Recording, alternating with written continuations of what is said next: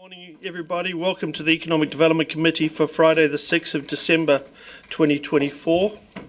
There is no public forum, but I do want to make a few comments as this is Mr Christie's last meeting. So I do want to, as he'll be leaving us, so I do want to make a few acknowledgements around that, Mr Christie. So John, thank you for everything you've done. You came to the Dunedin City Council in October 2014 to take up the position of manager at Enterprise Dunedin. You've been a strong ambassador for Dunedin and the Council's economic development strategy. You've been involved in everything that has happened in Dunedin over the last 10 years in the business, tourism and event space. You've navigated Enterprise Dunedin through many challenges and successes. I think of Gig City, Ed Sheeran and other stadium events, growth and jobs, and seeing the economic development strategy deliver on many of its goals with your guidance. I would say, John, that your passion for the city and the people you worked with has clearly shown through with everything you've done. I know how highly respected you are regarded by your team, the Grow Dunedin Partnership members, and many of your associates around Dunedin and also internationally. You've been pivotal in Dunedin's relationship in Shanghai and across China. Along with Wei, they make a formidable team. But I would definitely say John's skills at navigating the Shanghai metro are far superior to Wei's. He actually gets us on the right train and gets us off at the right stop. Sorry, Wei. The relationship that John has in Shanghai has been extremely pivotal to the success of the friendship and how well Dunedin groups are treated when they travel to China, but also assists us dramatically when groups come here and we host them here in Dunedin. I would also like to say, John, one thing that stood out for me was when I was in Shanghai with you, we would be one of the few global city, well, you'd be one of the few global city representatives that when you travel to Shanghai, you get a warm embrace rather than the handshake. At places like the Shanghai Foreign Affairs Office. That is how highly regarded he is. The mayor in Shanghai also made it known how appreciative he was of John and Wei when they looked after the young girl and her mother that were hurt in the bus accident at Tekapo back in July and were brought to Dunedin Hospital. So when we met with Shanghai Foreign Affairs Office in September, they were very quick to point out that that was what our relationship was like, and that's how special they knew our people were, and they really appreciated John and Wei at the time for taking that step, and that came down from the Mayor's office. So it really does stamp a mark on the relationships you've built. John, you do understand and value the relationships, whether it's around our city, nationally or internationally. I know you are moving to an exciting opportunity, but as Chair of the Economic Development Committee, I want to say thank you for the last 10 years. You definitely stamped your mark on the economic development of our city, so thank you. Would you like to say a few words? Yep, how do I follow that? Thank you, Andrew. I really appreciate those comments. And look, it's been a great privilege to have led the Enterprise Dunedin team for 10 years. I really appreciate their skill set, and there's an immense amount of talent built within Enterprise Dunedin, and I'm really proud to have led that group of people for the last 10 years. Those that are still there and those that have been before and moved on to other things. So yeah, look, it's been a great honour to work for the city. It's not a hard job when you get to come to work and do the things we do. It's enjoyable. It's been great fun, and we've really done some good things. I think the team do really good work, and they do make a difference in that economic development space. So thank you to all of the councillors that have supported us, and thank you for all the personal support that you've given me too. So it is much appreciated, and I hope to keep in contact with you all. Thank you. Thank you, John. So we'll move on to the meeting. Sian, do you mind closing that door? Just the echo sort of comes through. Thank you. Apologies have been received from Mayor Jules Radich and Deputy Mayor Cherry Lucas. And I also have an apology for lateness from Councillor Weatherall. I move that the committee accepts apologies. Seconded, Councillor Mayhem. All in favour? Aye. Against? Motion carried. Confirmation agenda. I move the committee confirms the agenda without addition or alteration. Do I have a seconder? Councillor Gilbert. No? Everybody happy? All in favour? Aye. Motion carried. Declarations of interest. Members are reminded of the need to stand aside from decision making when a conflict arises between their role as elected representative and any private or other external interests they might have. Are there any changes to the declaration of interest? No. I move that we confirm the committee notes and amends the elected members of interest as attached, confirms the management plan for elected members. Seconded by Councillor Gary. All in favour? Aye. Thank you. Confirmation of minutes. Economic Development Committee meeting 18th of September. I'll move that the committee confirms the minutes of the Economic Development Committee meeting held on 18th of September 2024 as a correct record. Seconder. Councillor Gary, thank you. Any comments? No. All in favour? Aye. Against? Motion carried. On to Part A reports. Economic Development Committee Forward Work Programme. Mr Christie. Just happy to take any questions, Chairman. Are there any questions?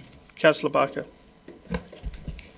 Just a question around the Destination Plan Advisory Group. I just wonder what the timeline is for that.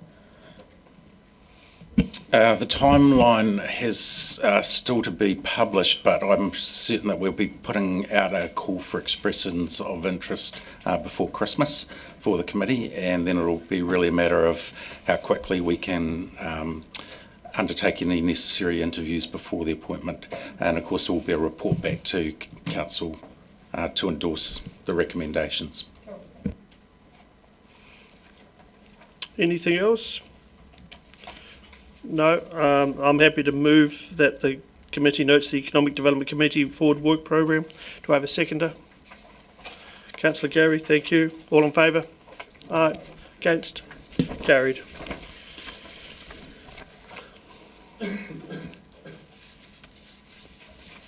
Item 7. Where have I got on my sheet? There we go. Enterprise Dunedin Activity and Tracking Report. Mr Christie, I take it. And yep, Mr Liggett and Miss Sutton.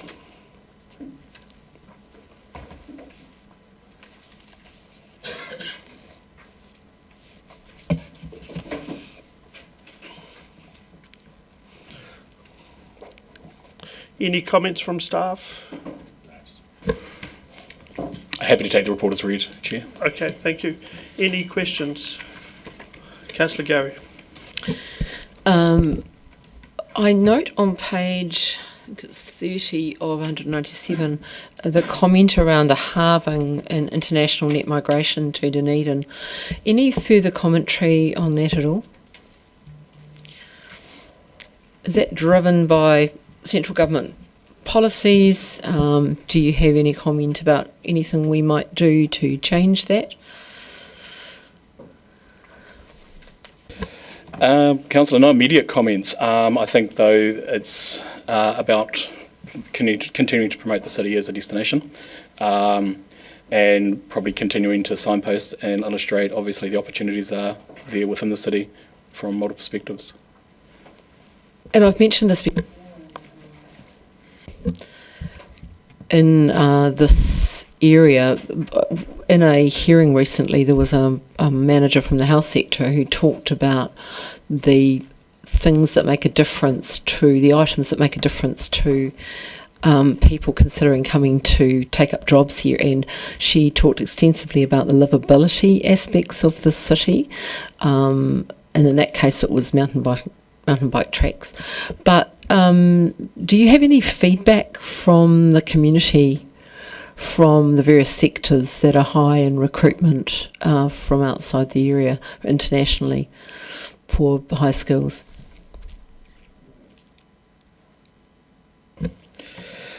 There's still a competition for skills and talent globally and nationally, Councillor. So clearly talent is a key component in terms of growing an economy and creating a destination where people want to come and also want to stay. So we have obviously a range of key growth sectors within the city, and they are competing with talent, as I sort of said, across those two sort of national and international environments. Livability is critical and important.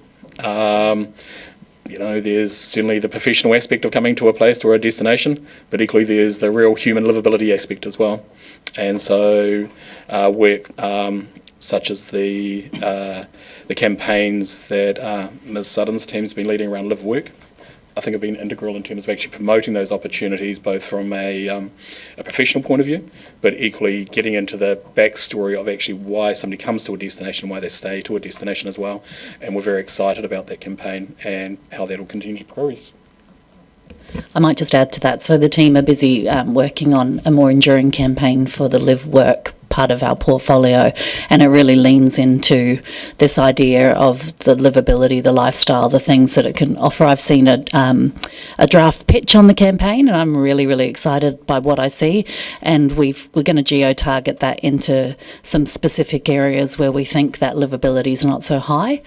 So Auckland's one of them, Wellington is another, and of course Queenstown with a growing population and the burden of tourism. So at some point when we present the next activity report, I'll be able to show you what that looks like.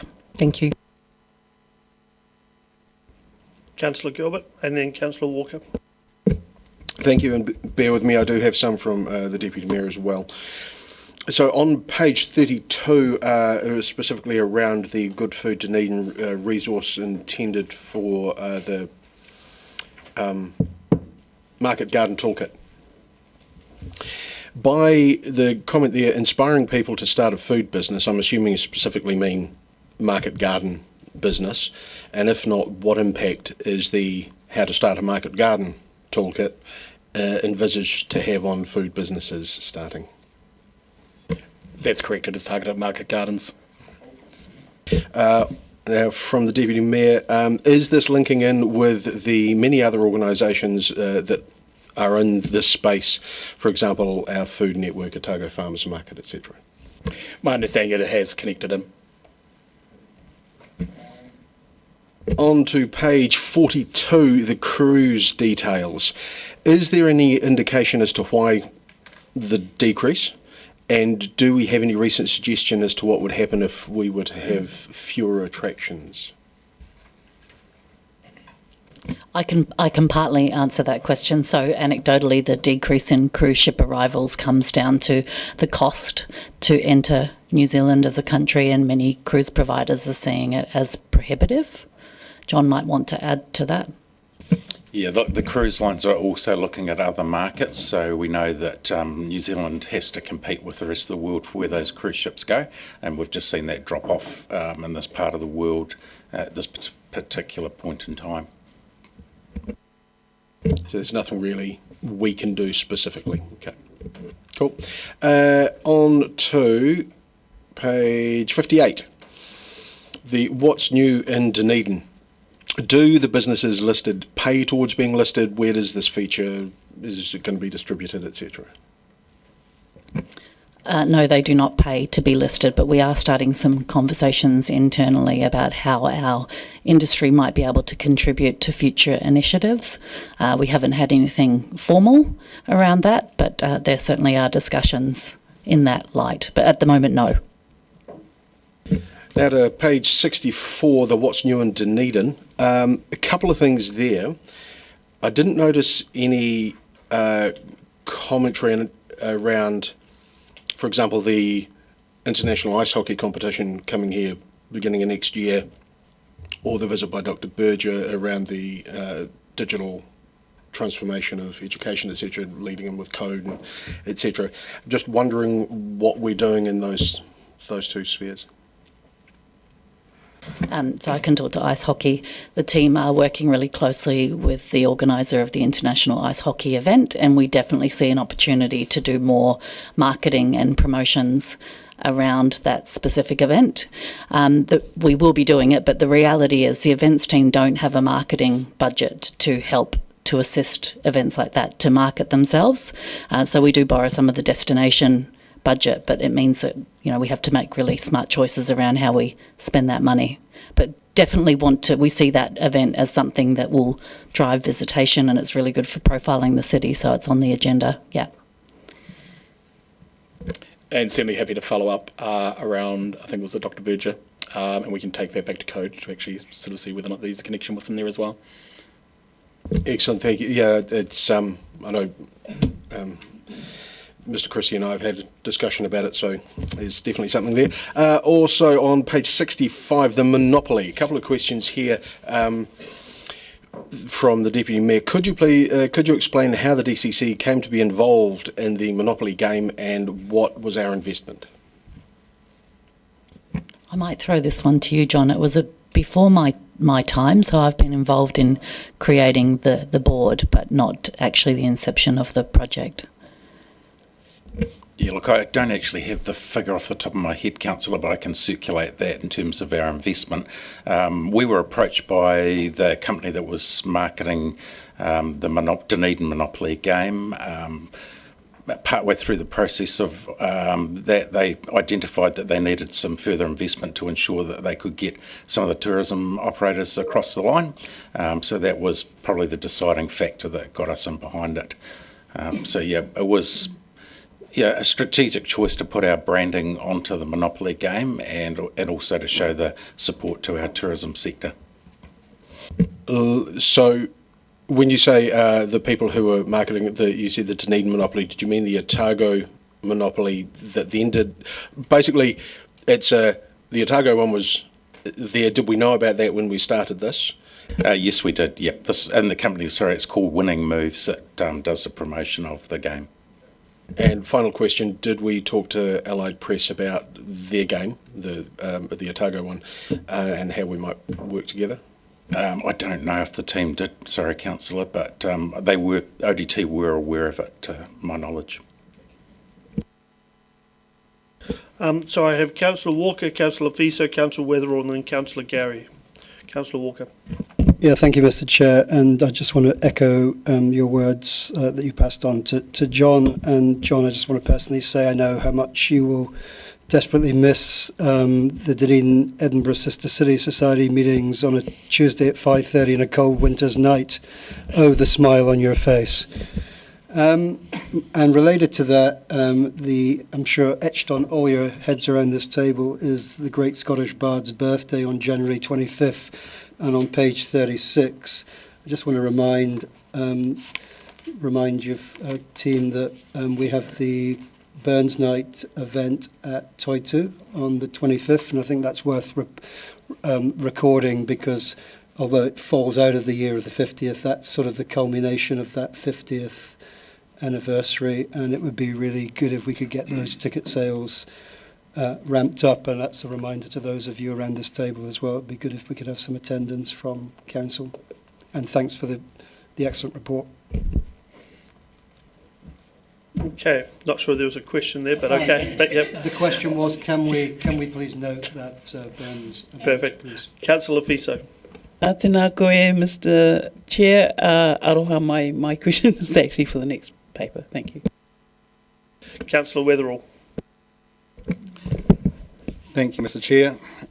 My question is in regards to page 39, in regards to the It's Just Dunedin campaign.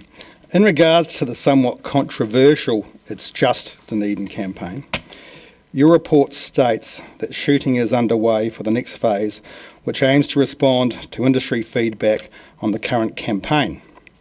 Can you please elaborate on what the industry feedback was to phase 1 of the campaign? Yes, I can.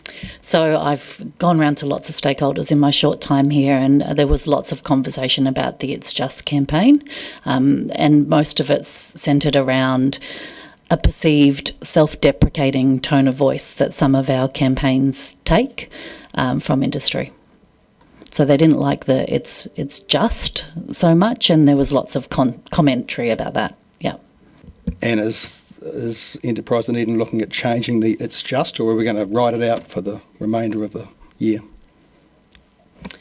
At this point in time, we're not looking at changing it, but I do want to have a conversation about whether or not we do, there's two schools of thought. Do we write out the campaign or do we drop those words?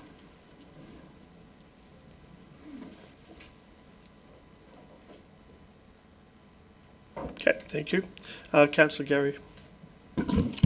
Yes, page 31 and 41, it's around the conference, the ED conference, and I wonder if Mr Christie would like to speak to the importance of that conference and some of the things that came out of that in terms of highlighting the city. Sure. So look, it was really good to be able to host the Economic Development New Zealand conference here in Dunedin. It's the first time we've done that, to my knowledge, in over a decade. We had good representation from economic development agencies from across New Zealand, and the feedback we got was really positive from them. In particular, I think they were impressed because the theme for the conference was around our technology and some of the things that we've been doing in the city with code, some of our companies that were highlighted as part of the conference, and the feedback that was given was very positive for both those workshops, the speakers that we had, and also the opportunity to visit some of those businesses. And would you like to could you speak to the importance of the Best Practice Award, the finalists, that the various parts of Enterprise Dunedin were nominated for Best Practice Awards, and also the award that Mr Adamson got? Yes, so Mr Adamson picked up an award for distinguished service to the economic development sector, so it was really good for that to be acknowledged on the night. I'm going to struggle with the two awards that we actually were nominated for, but done.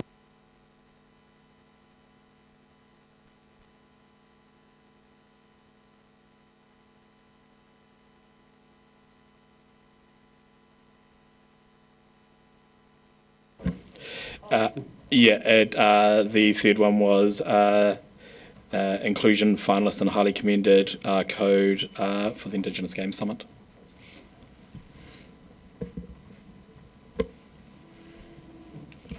Any further questions?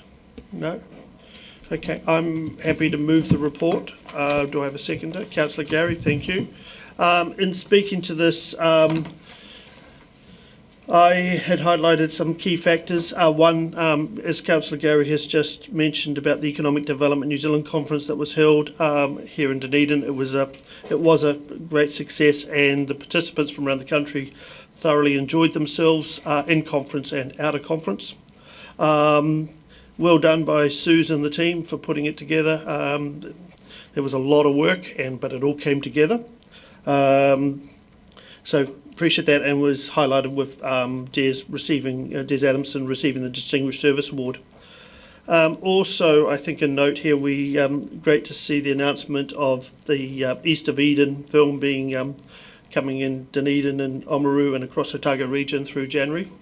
I know how hard Mr Dika and his team have been working on that for how long, and it's great to get a John Steinbeck novel being filmed here in Dunedin, because actually I think it could be a great add-on, because once you start filming one John Steinbeck, you start filming a second and a third, and the settings are really good. The Dunedin Oamaru region really fit that. Just in speaking to crews and Councillor Weatherall, it is interesting to see the ships changing quite a few things around this season. As some of you know, I look after a golf cruise group that we've got 8 stops with one cruise, and we've got 5 stops with another. But all stops are both ships stop in Dunedin. So Dunedin still ranks highly amongst the cruise destination, and is doing really well. What I am noticing, Ian, from what different people are telling me, is the ships are fuller this time around, and also the yields are higher. You're not seeing the discounting on the ships that you've seen previously. Normally some ships will have very cheap tickets or cheap rates out of Brisbane and Sydney, but if you Google today and see what's coming up in the next week leaving Brisbane, you struggle to find that $9.99 rate anymore. The yields are quite strong, and you can see that back in November. I've been watching that for the last month or so. The yield for the ships are pretty much up, so they're actually using less. They're reducing their costs by sometimes stopping in less ports, but yet Dunedin still stays on the radar, which is vital. That is for me right now. Additional speakers, Councillor Gary. Thank you, Mr. Chair. I have a lot to say today. I just want to note the breadth of activity in the report, which speaks to the extraordinary work that the team in Enterprise Dunedin does, and I'd echo Mr. Christie's comment about the immense amount of talent we have in the team and expertise. And it ranges from code to film to study to cruise to the sister city work, job done, and the attraction of people to the city that I hear about literally every single week. I bump into someone who tells me about having moved here from someone else and why they moved here, and the aspects of making it a compelling destination for that. Wearing my international education hat as chair of Study Dunedin, just taking that area and the work that goes on, I am lucky enough to work with an amazing team in that area of Enterprise Dunedin. I love the Just Dunedin campaign. It reminds me of, and it's different, but it reminds me of the Only in Iceland byline, which talks about the quirkiness of that country, and Just Dunedin does that for me. Not everyone's going to agree, but then we're not the ones we're trying to attract. It was a real point of pride to attend the Economic Development Conference and to see the amazement for some people who'd never been here before. Astonishing that someone from Auckland would never have been to Dunedin, but there you go. And those who'd returned after a while, and their amazement at all of the developments. And high on that list were people commenting about George Street and our development there. It was another point of pride to be there the night of the Best Practice Awards and seeing various parts of Enterprise Dunedin be up as finalists. Really proud of that. And to see Mr. Adamson and the look on his face when his Long Service Award was announced, and well deserved. But I want to spend the rest of my time just acknowledging, but acknowledging Mr. Christie and the work he has done. Don, the city is better for you having been here and the contribution you've made. I've worked with you for 10 years since you've been here. I remember meeting you in the car park as you arrived in the role, and I was Community Board Chair. And I have worked with Enterprise Dunedin all of that 10 years in various roles, and particularly when I was Deputy Mayor. And I've never been prouder of the team through all of that time. People have come and gone. We're very lucky with the people we have there, and you have led the team so well. I also witnessed the respect you're held in Shanghai. It is long and an enduring relationship, and you have certainly shown the importance of relationships in that regard. And I want to finish by saying it's been a real privilege to work with you, John. I wish you the very best to you and your family for this, and career-wise for this next phase in your life. They will be richer for having you, and we will be missing you. So thank you so much. Councillor van der Vis. It's nice to hear Councillor Gary's positive anecdotes of people wanting to move to Dunedin, and there are certainly very good reasons for people to want to move here. However, I believe that we do have a problem with getting people to move to Dunedin, and that unless we recognise that we have a problem and that we recognise that we have an issue, we're not going to be able to sort that issue. If you look at our latest economic development data, which we had in the previous economic development meeting, population growth in Dunedin in 2023, which is the latest data that we've had, is half of the New Zealand average. So the number of people moving to Dunedin would seem not to be even getting near average. And then if you look at business growth, the New Zealand average is 1.7%, and Dunedin's is less than half. It's 0.7% in terms of business growth. That all has trickle-down effects, if you like, or is related to living standards, household income, per capita income, all of which, again, are significantly less than your New Zealand average. And the average house value here is almost a third less than the New Zealand average. So not only do we have lower growth, lower business growth, but we're living in substantially less good homes, or less valuable homes at least, compared to the New Zealand average.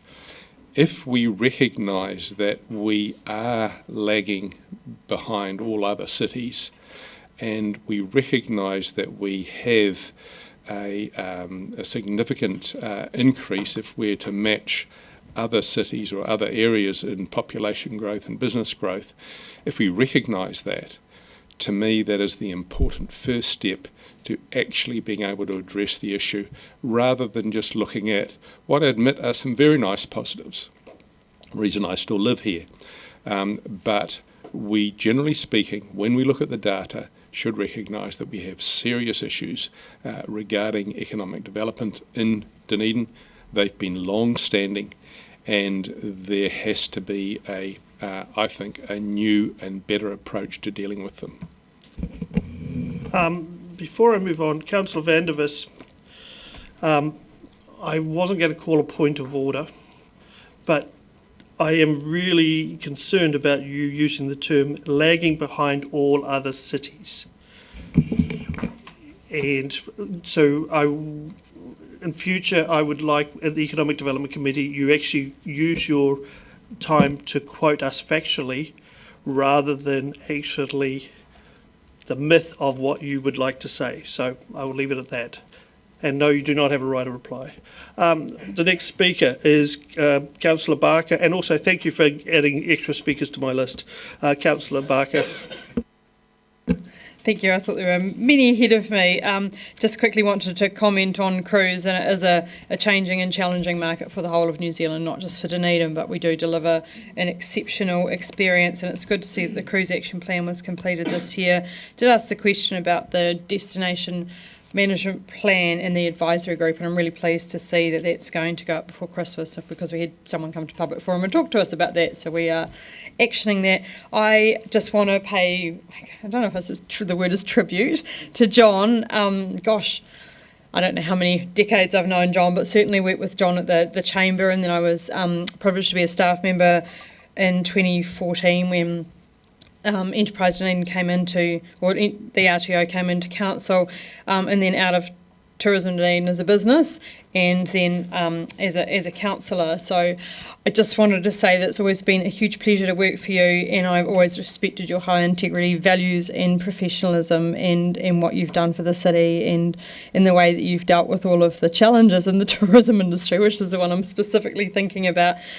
So thank you for that, and good luck for your future. Councillor O'Malley.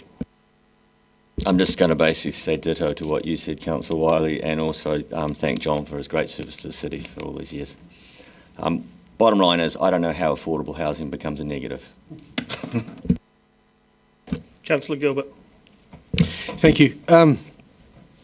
There is much that can and is being done by ED, much of which just flies beneath the radar. There are the direct and obvious impacts from promoting our city and the major events that take place here, supporting businesses, that sort of thing.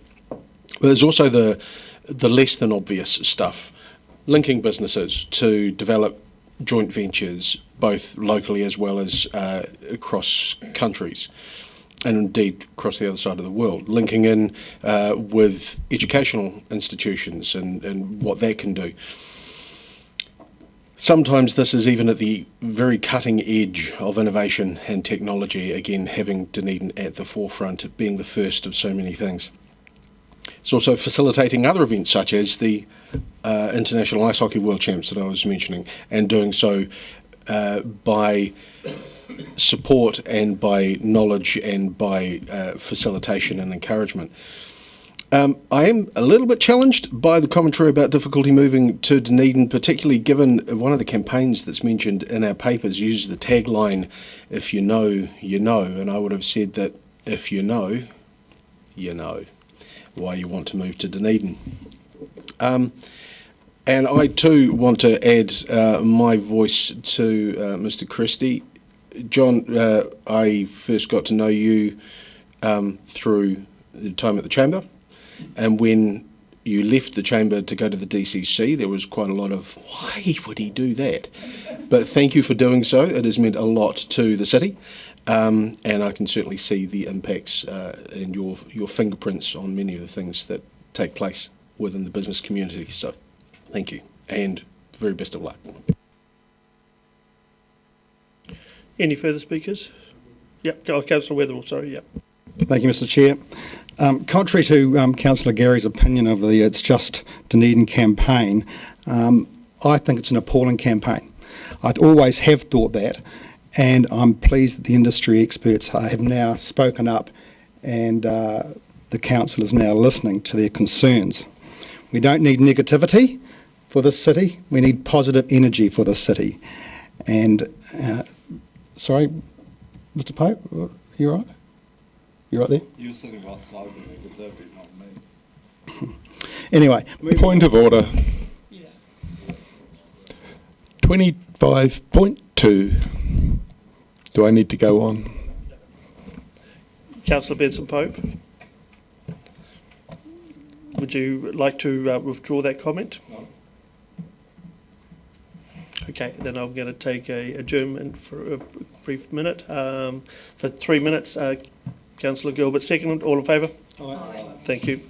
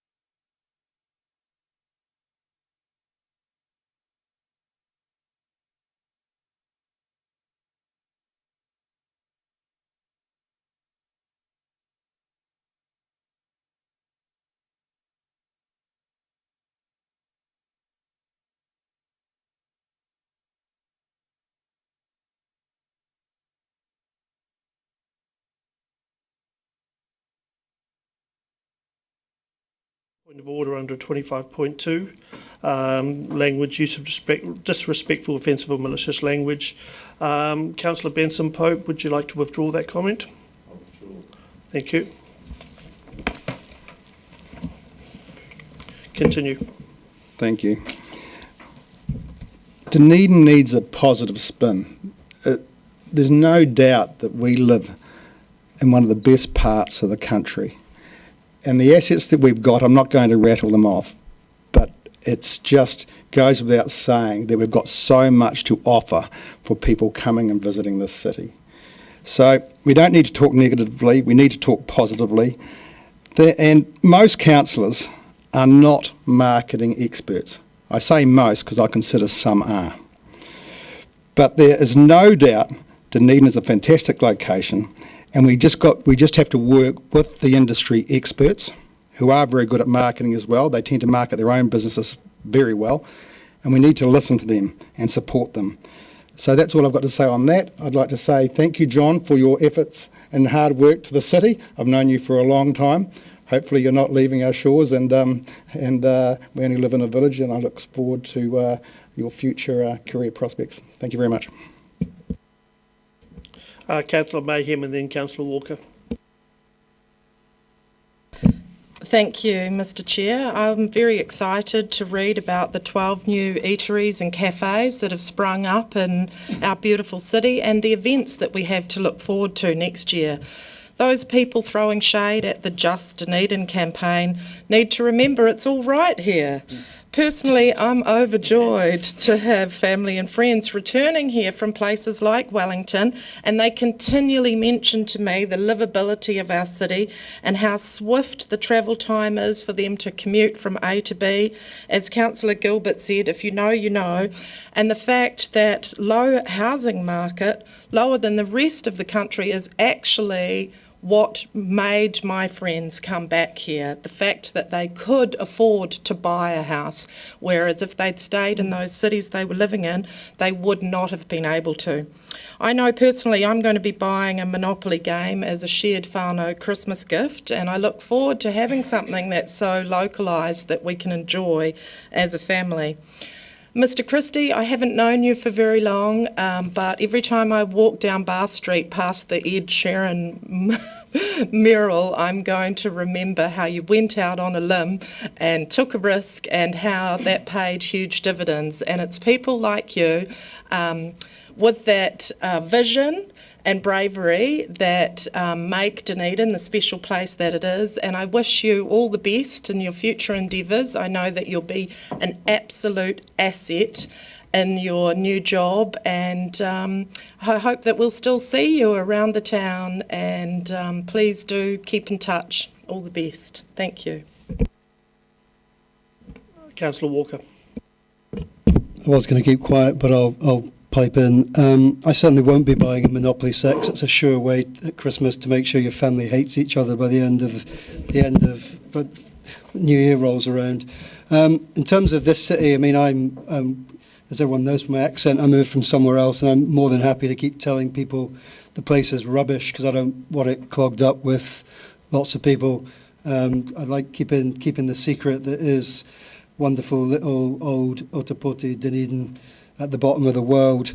I just wanted to respond to something Councillor Wetherall said, and I do have to delve right back into the early mid-90s when I was a sales and marketing director actually in London.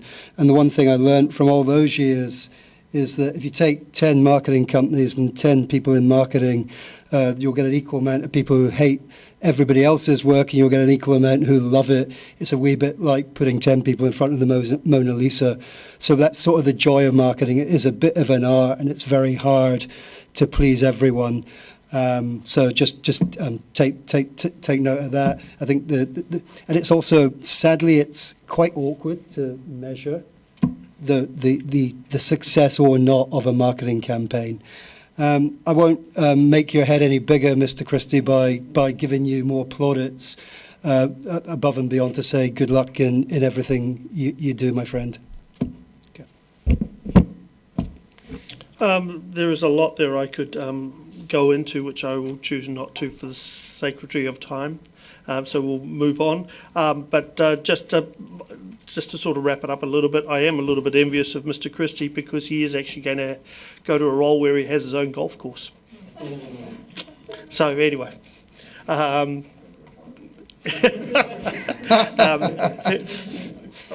will break from routine, but Mr. Christie, since some people do know and others don't know, do you want to explain where you are going? Yes, sorry, I should have done that earlier. I'm going to be the campus manager for Otago Polytechnic up in Cromwell, but also back here from time to time, so you still will see me. Yeah, and he's a lovely little 9-hole golf course to look after. So, yeah. Okay, thank you. So I had a mover, a seconder. All in favour that we note the Enterprise Dunedin Activity and Tracking Report. Thank you. Anybody against? Passed. Thank you. On to item 8, Job Done Dunedin Business Internship Program 2023-24. Mr. Liggett and Miss O'Brien.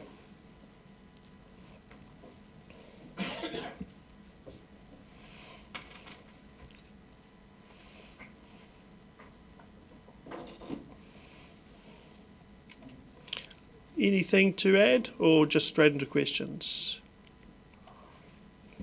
Thank you. I think we're happy to take questions. Thank you. So Councillor Fiso. Tēnā koe, Mr. Chair. Tēnā kōrua.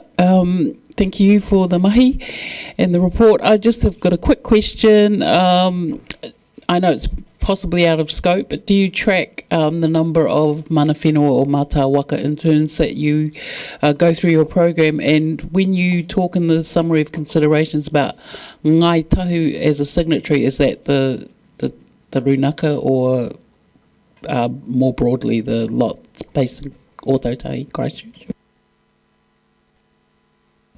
When we speak of Ngāi Tahu as a signatory, it's under the auspices of the Dunedin Economic Development Strategy as a partner to that strategy, and that's how we've encompassed that relationship through that document. And yes, we do track students. In fact, we ask students as part of our reporting back.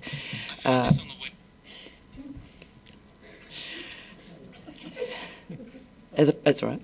As a part of our reporting system, yes, we do ask students to self-disclose whakapapa and iwi affiliations. Yes. Just so in practice, Ngāi Tahu means the runaka? Yeah, it does. It means Puketaraki and Otako runaka. Thank you. Councillor Gilbert, then Councillor Gary. Thank you. First up, Mr. Liggett, mine's a gin and tonic for your bar shout for the phone going off. So if one of you can please, number 14 on page 67 around the $1,000 grant per internship. Wondering, do we have any commentary or metrics around what difference that makes? What I'm getting at is I'm wondering whether that 50,000 ostensibly could be better used elsewhere if it's not actually making a difference.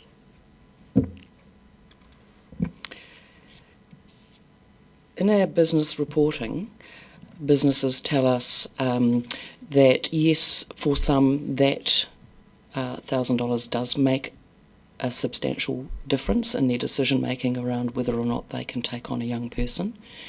In particular, businesses that are in a start-up phase, or as the program, as you'll be aware, also encompasses the not-for-profit sector as well.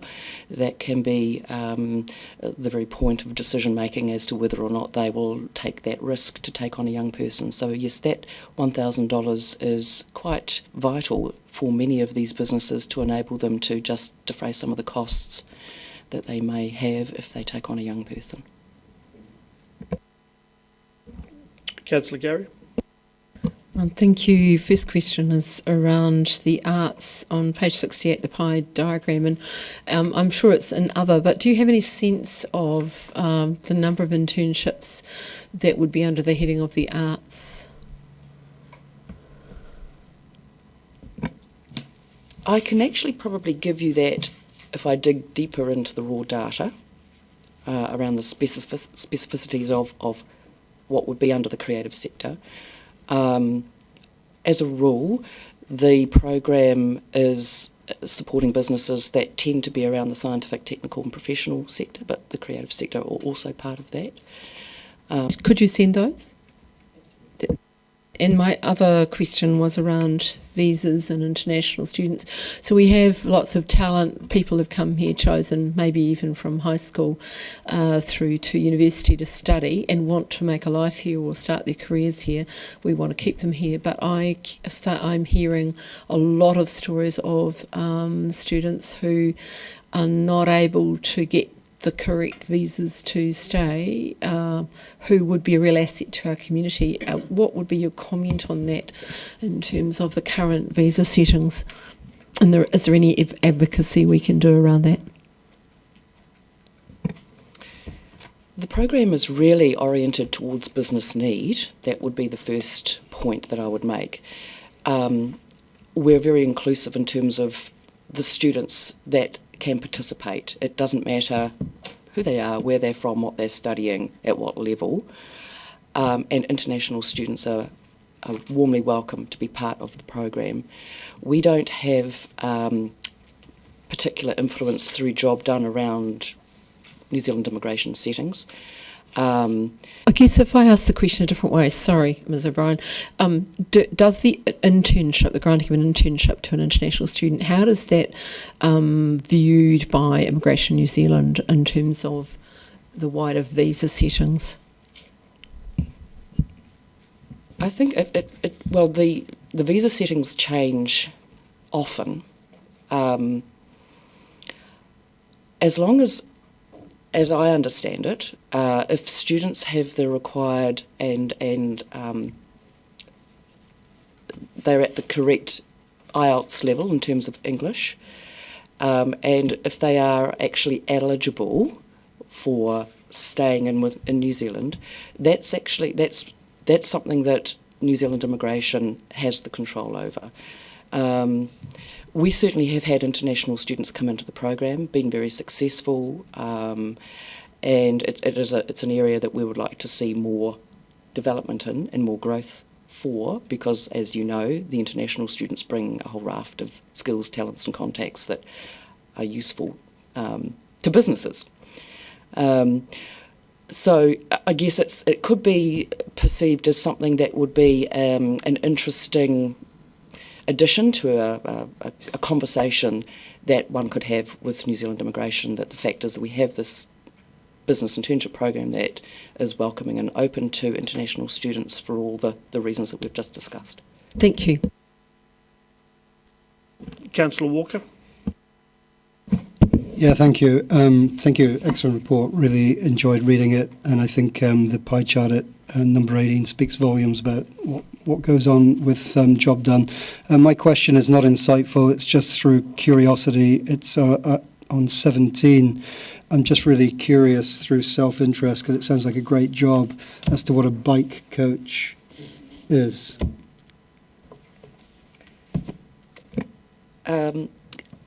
This is actually a very interesting story. Well, I think it is anyway. So this is a business. This was a student who came into the program as an intern. She became able to set up a startup business called Bike School, and as a result, she's now become an employer, and she's employed a number of young people to support teaching both primary and secondary school students, as well as university level students, bike safety. She's taken on students who have tertiary qualifications as a whole to support bike safety in Dunedin, and developed tracks and developed processes and procedures to enable anyone to actually take on the opportunity of getting on a bike and being able to use that safely and effectively around the city. So she's providing an excellent service, actually, in many ways, and she's a strong supporter of Job Done. She's always the first one to apply into the program, and she's been able to retain several people within her business as a result of the program, because she's taking on good interns. I'm so glad I asked the question. Thank you. Great. Councillor Gary's happy to move. Do I have a seconder? Councillor Gilbert, thank you. Councillor Gary. Thank you to the staff for their mahi in this. It's considerable, and it is incredibly effective. I've watched over the years this program has been in place, and the development of the young people into internships and then on to jobs. And I think the conversion of the internships into jobs and the metrics that are in the report speak for themselves. And also the fact that the program was nominated as a finalist in the New Zealand Economic Development Conference 2024 Sector and Cluster Development section for projects that drive the growth and innovation of sectors of cluster within New Zealand. And it was a point of great pride for me to see our people nominated in that particular national setting. I am aware, as we have areas in our economy in Dunedin that require considerable skills and talents. We have a university and polytechnic here who are developing amazing talent. We want to keep them here in Dunedin, and this program is absolutely pivotal for that. It includes our international students, I know that, but we are often subject to the settings of central government, and that's one of the areas that can limit or promote that. I was pleased to hear Councillor Fiso ask about the stats around Pacifica and Māori students and their part in this, and also I asked about the arts because it did start as an IT program, as I recall, and has got a scientific focus somewhat, but I know that the arts are part of it, perhaps less so, but just as important, and we know what the arts contribute to our economy in this city. So a great job done, and thank you for all your mahi. It is making a difference. It's a great program, and we are supporting businesses in this who may otherwise not be able to get involved in this, and it helps them to develop their businesses as well. Thank you. Any further speakers? Councillor Gilbert. Just very briefly, I'm a huge supporter of education of all sorts. So to me, this kind of falls into that. That's why I've always had work experiences and apprentices and things, because it's about giving people not just an insight into what might be their career, but also sometimes giving them the experience. We've all heard of situations where you need to show you've had experience in this before you can actually apply for the role, and nobody gives you the experience unless you've actually got the job. So this is one of those ways of doing it. I'm reminded of the guy who couldn't apply for a role because it was asking for more than 4 years of experience for something that he was the guy that created a year and a half earlier. So we need to be sensible about these sorts of things, and this is one of those opportunities to allow people. I also applaud the bike coach. Thank you very much, Councillor Walker, for asking the question. That was a fascinating story, and unfortunately I'm not sure that it's only the people on the bike who need to be educated for bike safety, but that's a different thing. But no, I think this is a great initiative and to be applauded. Any further speakers? Councillor Gary, right to reply. Just on that point, I couldn't agree more, Councillor Gilbert, with your point around young people in particular trying to get work and in their skilled area, and they don't have the experience, and so they miss out on the jobs. This gives them the experience they need. It also focuses their mind if this is the area they really want to work in, and where their focus might lie. So it's great to have that on the job business perspective on this, and I've seen young people in my sphere and networks go from study to internships to very satisfying careers, and it is a delight to see. They are the future. So we've got moved Councillor Gary, second Councillor Gilbert, that the Economic Development Committee notes the Job Done Dunedin Business Internship Program 2023-2024 report. All in favour say aye. Against? Motion carried. Thank you. On to item 9, Otipoti Dunedin Destination Management Plan Annual Update. Ms Sutton, Ms O'Brien and Ms Jenkins.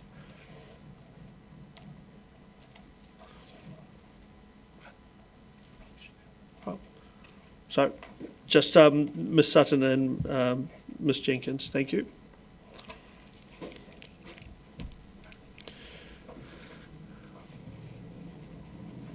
Would you like anything to comments before we go to questions? No, happy to take questions. Okay, questions, councillors? Councillor Barker. Thank you, Chair. Just looking at the pathway to resilient destination management, and given it was my job when I was at council, I wonder, because my personal feeling is that it's quite light on destination management, which is what council does a lot of. What would be the process to perhaps add some more actions or into this plan to actually get some of those things done?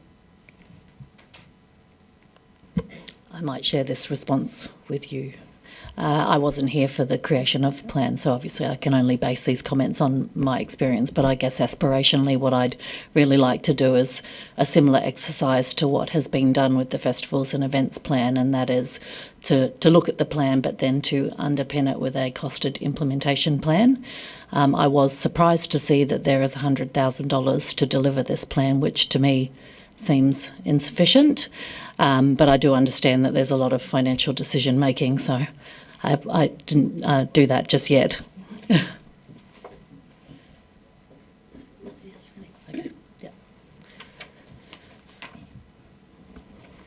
Any additional questions? No, that's it. Okay, do I have somebody who wants to move this? Councillor Barker, seconder. Councillor Gilbert, thank you. Thank you, team. In moving this, I guess I was been around for a while. I was on the steering group around this, and it was a challenging process, and has been, still continues to be a bit of a challenging process. In my opinion, the destination plan focuses a little bit too much on the marketing rather than the destination management delivery, and that's my concern. One of the reasons that I guess the marketing team came into council was that the promise and delivery, which is about marketing promise and delivery, and all across council, the parks, the recreation, our tourism attractions, all of those things, they're actually part of that product delivery. Keeping the streets clean, toilets, one of our favourite subjects, all of those are part of the destination management. And one of the key things that what concerned me was what do we do around protecting our beaches, protecting our wildlife, and I don't see that in this plan, so that's why I was asking about what is the process on the way forward to just update the plan perhaps and just strengthen the destination management as well. Councillor Gary. Just a couple of comments. I was around for the previous destination plan, and it too was challenging, and I would suggest that that is not about council processes, but perhaps around unrealistic expectations from the community. As to resources, and I just take the point that Ms Sutton made around the resourcing, staff can only deliver with the resources that we give them, and so that's again around managing expectations both around this table and also in the community.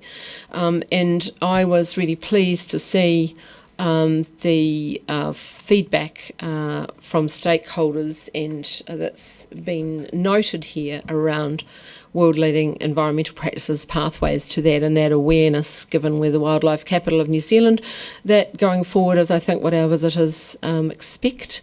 But destination is about so much more than visitors, and we've got to remember that it isn't just a one-faceted aspect. There are so many parts to that. So those are the comments I'd like to make at this stage. Thank you.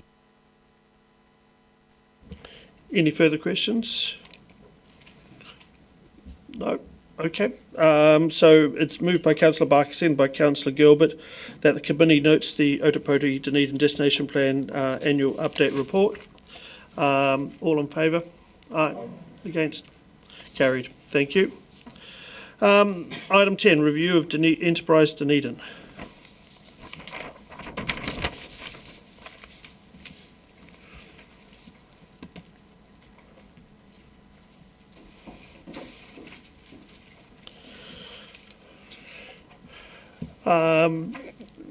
Ms Graham, do you want to speak to the report?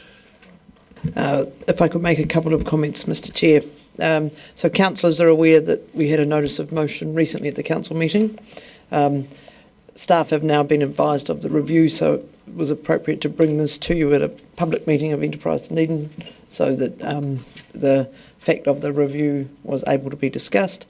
I would note that following advice from audit, they asked that the timeframe for the review be July, so as not to interfere with the audit of the 9-year plan. So that is a change from what was resolved by the council. I'm happy to take any questions. Any questions, councillors? Councillor Gary, then Councillor Barker. Chief, how are we managing the impact on staff? Because these are really uncertain times, and this is a very unsettling decision that we've made for staff in terms of impact. So, can someone speak to that? Thank you, Councillor. Staff have been advised and we're going to work through a process with them. We've got the General Managers working and supporting staff involved in the review. Councillor Barker. Thank you, Chair. My question is just around the terms of reference, and I don't know if the Chair can answer this either. Is that the terms of reference for 2014 were, I don't know if they were wide, but I do wonder if those terms of reference are intended to be changed. Perhaps it's a question for the Chair. Who moved the motion? Can in the report in paras 9 and following, we are scoping up the scope of services and what will be reviewed. My sense is that it will be quite a wide-ranging review. We don't want to limit options, but we haven't yet drafted those terms of reference.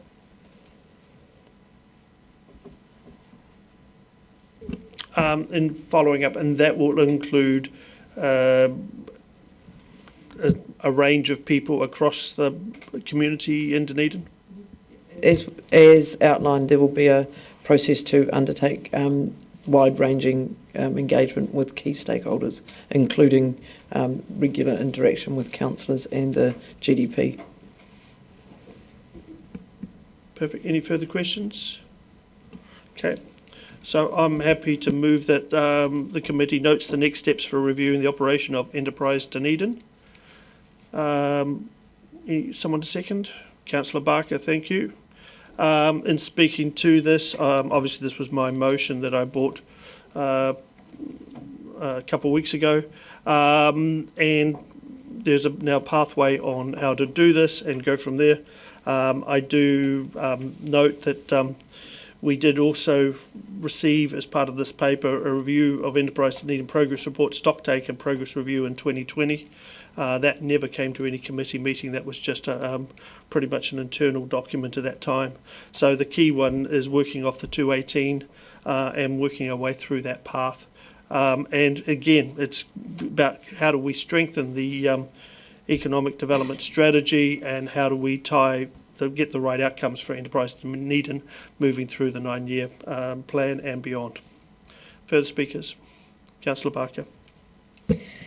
Thank you, Chair. I do think it's timely to do this. It does seem like a 7-year itch with a lot of RTOs about whether they're in or out of council. And since 2014, there has been a Tōnui, which is the Regional Tourism Organisation network, I guess, of New Zealand, which has actually done a 101-page review on RTOs and their relationship also with the economic development agencies. And things have changed a lot. Now there are 50% of RTOs inside economic development agencies who've got their own CCOs. There's only 13%. There's only 4 out of 31 that are sitting within the local authority. 5 of them are a trust, so it's quite interesting to see how those changes have happened. And then it's also interesting to examine why you do it. So remember when I was in council and we were talking about the review about bringing the RTO inside council and weighing up the pros and cons around there. And for me, I strongly felt that the RTO should be in council delivering the tourism function because of the destination management that I just brought up in what we discussed before. But there are also other options when you look at a CCO about the ability to attract investment from tourism operators or we're not just talking tourism, we're talking economic development. So it'd be really interesting to have a really good review and a wider review, because basically the last review when it was brought in-house was just about a single marketing agency. It wasn't about putting all of the economic development functions together, and hopefully that will have a wider scope and look at all of those things as well, because I think it's actually important and timely to have a review and a good think about how the positives and negatives about making any change. Perfect. Further speakers? Councillor Gary. As I said in the last debate, I can't support this. In principle, I don't have any difficulty with reviewing Enterprise Dunedin at some point, and I understand the reasons with respect, Mr Chair, that you've brought this at this time. However, and there are some real benefits from having a CCO, for example, but it does go through cycles, and I've watched those cycles with agencies going in and out of councils around the country, depending on when you're talking about. However, at this time, when we have such uncertain times, both in the country and at a local government level, and here in this city, it is, I believe, a distraction. We have a 9-year plan to focus on, and I find it interesting that the timing has changed. I can understand why. It is particularly unsettling for our staff, and there is so much to do. I would prefer the focus to be on the 9-year plan specifically. As I said, I'm not in disagreement in general terms, but not now. And also, we would need to, in coordination with a review, look at our decisions around resourcing, because again, I say, our agency cannot do the work it does without proper resourcing. And yes, if it was outside of council, it would have more options in that regard. True, but now is not the time. A distraction, unsettling, huge impact on our staff, not the time to be doing this. I will not be voting for it. Councillor Gilbert. Thank you. Today we've heard quite a bit of commentary around how well Enterprise Dunedin do at the moment. To me, this is about ensuring that we provide Enterprise Dunedin with the best capability to perform at the highest possible level for the betterment of the city. And if we are to wait for a period of certainty free from confusion or anything, I think we would never stop waiting. So again, the phrase going in my head is the best time to do this was yesterday. So I will be supporting this for those reasons. Any further speakers? No? Okay, I'll use my right reply. Probably the key thing that I want to note is actually on the 26th of November, the Council approved a motion to review the operation of Enterprise Dunedin. This is not debating that motion. This motion is about noting the next steps for reviewing the operation of Enterprise Dunedin. So it is about noting the next steps for reviewing the operation of Enterprise Dunedin. So we'll focus on noting the report. So I moved it, Councillor Barker seconded. All in favour? By division. Okay, perfect. Councillor Eklund. Aye. Councillor Barker. Aye. Councillor Benson Pope. Aye. I'm sorry. Aye. Aye. Councillor Gary. No. Councillor Gilbert. Aye. Councillor Fiso. No. Councillor Mayhem. Aye. Councillor O'Malley. Aye. Councillor Vandevers. Aye. Councillor Walker. Aye. Councillor Weatherall. Aye. Councillor Wiley. Yes. And motion is carried 10-2. Okay, motion is carried. Thank you. Item 11, items for consideration by the Chair. Are there any? Councillor Gary. If you'd allow me a little latitude, I did overlook to mention when we were looking at the activity report the homestay campaign about to be launched, and I just think it's important, Mr Chair, that we note that. It's a really important campaign for international education, and our team is working on that at the moment, so you will see that come to the fore, and it's important that we all do our part in promoting that. Perfect, thank you. I move that the resolution to exclude the public. Do I have a seconder? Councillor Gilbert, thank you. All in favour? Aye, thank you. We'll reconvene at 11:20.